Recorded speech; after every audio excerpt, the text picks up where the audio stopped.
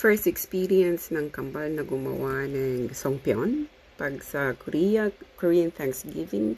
Ito ang ginagawa nila pag Thanksgiving. Pero dahil hindi kami gumagawa sa bahay, pumunta kami ng Agricultural Museum. Free ito na hands-on activity ng family.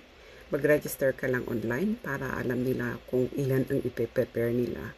Lahat yan free hanggang sa lulutuin. Pag natapos namin ito, i-steam nila. Yung pinaglalagyan namin, steamer, at saka yung sa baba niya, yung pine tree threads, or hindi leaves pine tree threads yun. Yun lalagay sa baba. Para hindi magkadikit doon sa steamer yung ginagawa naming songpyeon. Traditional na gawain pag holiday or Thanksgiving holiday ng Korea. Pag kailangan nyo malaman kung anong songpyeon, pwede nyo i-research kay Google. Kompleto si Google ng information. Pasensya po kasi hindi maganda ang boses ng inyong lola.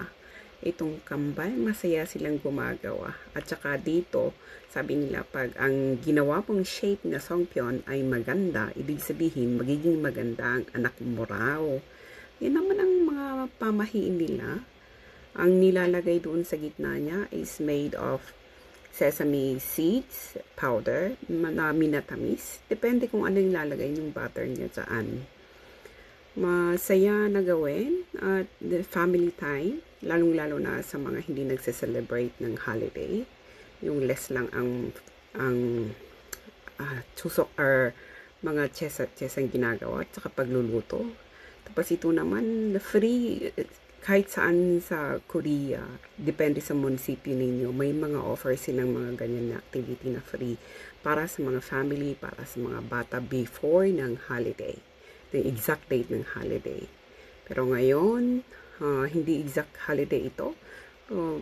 Kahapon siya na ginawa namin. Ngayon naman, itatry ko sa kambal na to kasi gusto nilang gumawa pa. Tapos yung natira dito, alam niyo na magsha-Sharon tayo. Sabi naman nila, pwedeng i-Sharon. Kaya, ito, Sharon, tinuruan ko na asawa ko mag-Sharon. Plus yung natira namin kasi 10 minutes ka lang gumawa dapat nito By batches kasi ito.